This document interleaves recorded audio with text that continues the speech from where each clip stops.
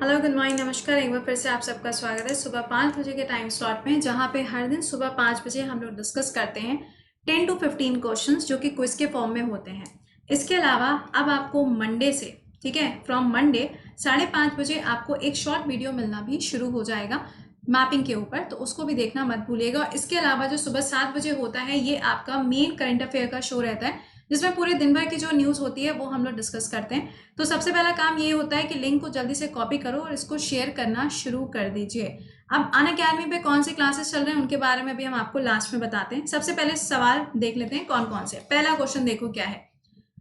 Ramsai मैगेसे award, सवाल में पूछा जा रहा है कि अभी हाल ही में ये जो अवार्ड है ये किरण बेदी जी को दिया गया, कौन से फील्ड में कंट्रीब्यूशन की वजह से इस अवार्ड को दिया गया है। तो आंसर क्या होगा? आंसर बन जाएगा गवर्नमेंट सर्विसेज। देखिए, किरण बेदी जी का जब भी नाम आएगा तो सिंपल सी बात है, पौंडीचेरी या फिर हम कह लें पुडुचेरी, यहाँ की लेफ्टिनेंट गवर्नर के रूप में कौन काम करती हैं? किरण बेदी जी हैं।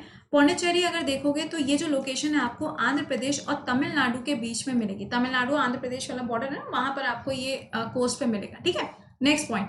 इसके अलावा अगर हम देखें तो पौंडीचेरी या फिर दिल्ली या जम्मू एंड कश्मीर, ये 3 ऐसी यूनियन टेरिटरीज हैं, केंद्र शासित प्रदेश हैं, जो अब से प्रेसिडेंट के इलेक्शन में पार्टिसिपेट करेंगी। आई होप कि ये पॉइंट आपको क्लियर हो गया होगा कि मैंने जम्मू एंड कश्मीर इसमें क्यों जोड़ दिया है। ठीक है, अगला देखो, सबसे बिजी पोर्ट जिसका नाम है रोटरडैम, ये कौन सी जगह पर है? आपको इसकी लोकेशन बतानी है। तो ये कहाँ पर है? नीदरलैंड्स के अंदर है। नीदरलैंड्स में मैंने आपको कई बार हेग नाम की जगह के बारे में बताया है, जहां पे आईसीसी क्रिमिनल कोर्ट वाला जो है और आईसीजे का हेडक्वार्टर लोकेटेड है। आईसीजे में टोटल कितने जजेस हैं? 15 जजेस हैं। इनका कार्यकाल कितने साल का होता है? 9 साल का। इंडिया की तरफ से दलबीर भंडारी जी यहाँ पर काम कर रहे हैं। इसके अलावा एक और पॉइंट आ गया नीदरलैंड्स के अंदर, हेग के अंदर अभी हाल ही में वर्ल्ड प्रेस का जो कॉन्फ्रेंस हुआ था वो भी यहीं पर आयोजित किया गया था। प्रेस कॉन्फ्रेंस आया है तो प्रेस फ्रीडम इंडेक्स भी जारी किया गया है। कौन सी डेट को? 3 मई को ये जारी किया गया।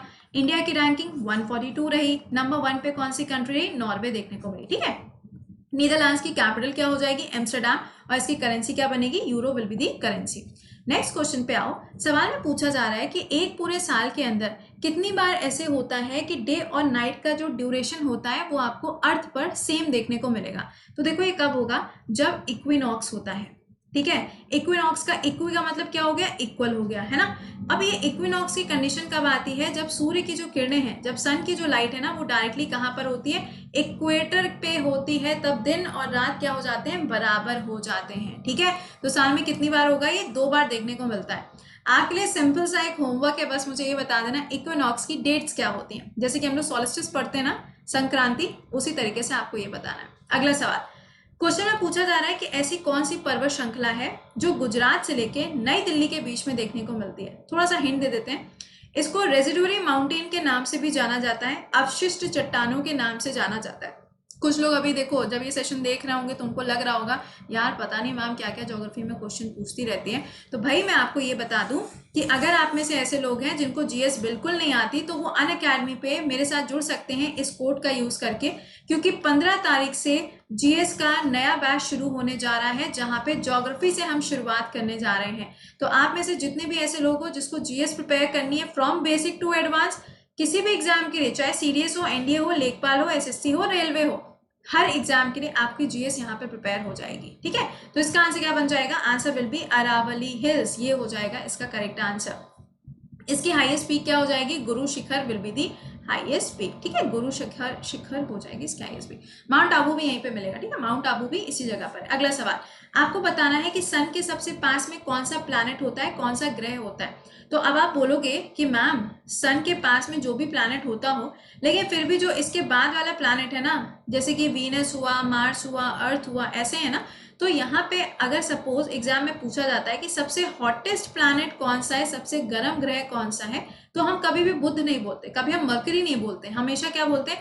भैया वीनस होगा। तो यहाँ पे ऐसा क्यों होता है? लेकिन जब भी अगर आप देखोगे तो जो मरकरी है वो सबसे पास में किसके है? सन के। देखो इसके बहुत सारे रीजन होते हैं, पता है क्या? मरकरी जो है वो इतनी तेजी से घूमता है इसके आसपास, सन के आसपास, कि सन की लाइट इसके ऊपर कंटिन्यूअसली पड़ी नहीं पाती है। पहला रीजन तो ये। दूसरा रीजन, मरकरी के ऊपर ना जो गैसेज हैं वो नहीं होती। जब गैसेज नहीं होंगी तो सनलाइट को वो एब्जॉर्ब नहीं करेगा, एब्जॉर्ब नहीं करेगा तो उसका जो टेम्परेचर है वो इंक्रीज नहीं होता है। ठीक है, अगला सवाल, सबसे पहली बार राजीव गांधी खेल रत्न अवार्ड से किसको सम्मानित किया गया? मैं आपको इसके लिए भी हिंट दे दूंगी, WWF के एम्बेसडर के रूप में अभी हाल ही में उनकी नियुक्ति करी गई है। कौन से खेल से जुड़े हुए हैं? चेस से जुड़े हुए हैं। अब तो आंसर कर ही दोगे, अब आंसर क्या हो जाएगा यहाँ पे? Viswanathan Anand ji will be the correct answer. Next question पे आ जाओ। आपको बताना है इंडिया का ऐसा कौन सा स्टेट है 2011 के सेंसस के हिसाब से जहां पे सबसे ज्यादा पॉपुलेशन देखने को मिलती है। अगर डेंसिटी वाइज पूछी जाएगी तो आंसर क्या होगा वो आप मुझे कमेंट सेक्शन में बताएंगे कि अगर घनत्व के हिसाब से देखा जाए तो भारत का ऐसा कौन सा राज्य है जहां पर सबसे ज्यादा जनसंख्या पाई जाती है। इसका आंसर क्या होगा? यूपी होगा। डैम श्योर आपको ये पता ही होगा। अब देखो, लोकसभा सीट यहाँ से कितनी है? 80 है। राज्यसभा सीट कितनी हो जाएंगी? 31। ये मैंने आपको इसलिए बताया क्योंकि लोकसभा और राज्यसभा के अंदर जो सीटों का विभाजन होता है, जो सीट्स का डिस्ट्रीब्यूशन होता है ना, वो किसके बेसिस पे होता है? पॉपुलेशन के बेसिस पे ही होता है। ठीक है, अगला देखो, दी वर्ल्ड ट्रेड ऑर्गेनाइजेशन, ये क्या है? एक इंटर गवर्नमेंटल ऑर्गेनाइजेशन है। ये काम क्या करती है? इंटरनेशनल ट्रेड के ऊपर काम करती है। सवाल में पूछा जा रहा है कि इसको बनाया कब गया था? It was founded in dash year. Answer will B 1995 में इसको फॉर्म किया गया था। WTO का जरा हेडक्वार्टर मुझे बता देना। WTO पूछा है, WHO मत बोल देना, वैसे आई होप कि पता होगा। अगला देखो यहाँ पे, Dronacharya award is an award presented by the government of India. ये जो अवार्ड है ये दिया जाता है भारत सरकार के द्वारा। कौन से क्षेत्र में अच्छा काम करने पे ये अवार्ड दिया जाता है? देखो, द्रोणाचार्य आया है तो ऑब्वियस सी बात है यहाँ पे कोचेस के लिए दिया जाएगा। तो स्पोर्ट्स में कोच के लिए इस अवार्ड से सम्मानित किया जाता है। अच्छा, ये जो क्विज वाला सेशन होता है ना, इसमें मेरे सवाल और आपके जवाब होते हैं ना, तो आप मुझे बताएंगे कि अभी क्या लास्ट वाला जो अवार्ड दिया गया था द्रोणाचार्य अवार्ड, वो किसको मिला था? पर्सन का नाम आप मुझे बताएंगे। ठीक है, अगला, डेविस कप कौन से खेल से जुड़ा हुआ है? देखो, डेविस कप ना इस्लामाबाद में इसका आयोजन किया जाना था, लेकिन इसको यहाँ से शिफ्ट किया गया कहाँ के लिए? कजाकिस्तान के लिए। इसका आंसर क्या बनेगा? Tennis will be the correct answer. ठीक है, अगला देखो, which of the following is known as the white gold. White gold के नाम से किसको जाना जाता है? जैसे कि हम लोग कहते हैं ना ब्लैक गोल्ड, तो ये क्या हो जाएगा? कोल हो जाएगा, कोयला हो जाएगा। अगर व्हाइट गोल्ड पूछा जाएगा तो क्या बन जाएगा? It will be cotton. Cotton का प्रोडक्शन सबसे ज्यादा कहाँ से होता है? सूरत, गुजरात से होगा। इसके अलावा सपोज अगर पूछ लेते हैं कि कौन सी सॉइल इसके लिए सबसे अच्छी मानी जाती है, तो ब्लैक सॉइल, काली मिट्टी।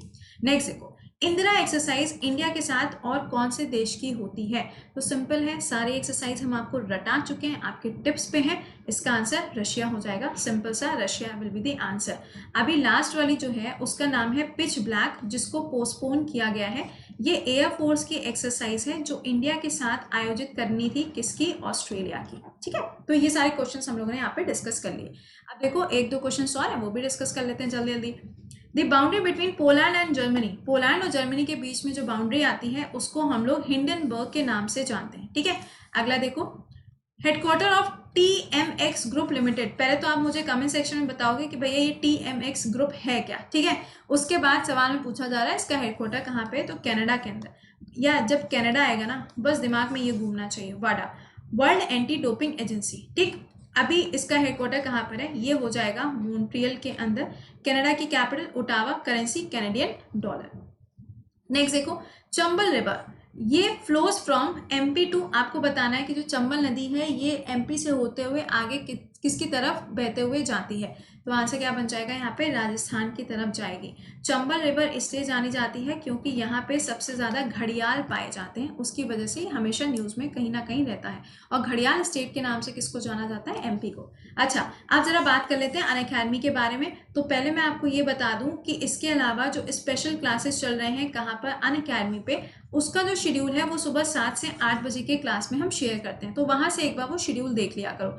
इसके अलावा अनअकैडमी पे जो GS का बैच हम शुरू कर रहे हैं 15 तारीख से, इसमें कंप्लीट GS पढ़ाने जा रहे हैं, जिसमें सबसे पहला जो सब्जेक्ट होगा वो ज्योग्राफी होगा। उसके बाद पॉलिटी, इकोनॉमिक्स, हिस्ट्री, इस तरीके से हम लोग सारे सब्जेक्ट्स को पढ़ेंगे। ठीक है, तो अब आपको करना क्या है? अनअकैडमी पे जाना है, गोल सेलेक्ट करना है, गोल में SSC को सेलेक्ट करना। SSC सेलेक्ट करने का मतलब ये नहीं है कि ये जो GS का पार्ट आपको मिलेगा ये सिर्फ SSC का होगा, नो। ये आप जितने भी एग्जाम के लिए जीएस आता है ना, सारे के सारे यहाँ पे कवर हो जाएंगे, क्योंकि हम यहाँ पे बेसिक से पढ़ाने जा रहे हैं। ऐसा बिल्कुल भी नहीं है कि एमसीक्यू के साथ खेलने वाले हैं, नो, यहाँ पे बेसिक से हम चीज़ों को पढ़ाएंगे। तो 15 तारीख से ये बैच शुरू होने जा रहा है, अभी से अवेल कर लो। इसमें जीएस तो हम पूरी पढ़ाएंगे, इसके साथ में मैथ्स, इंग्लिश और रीजनिंग।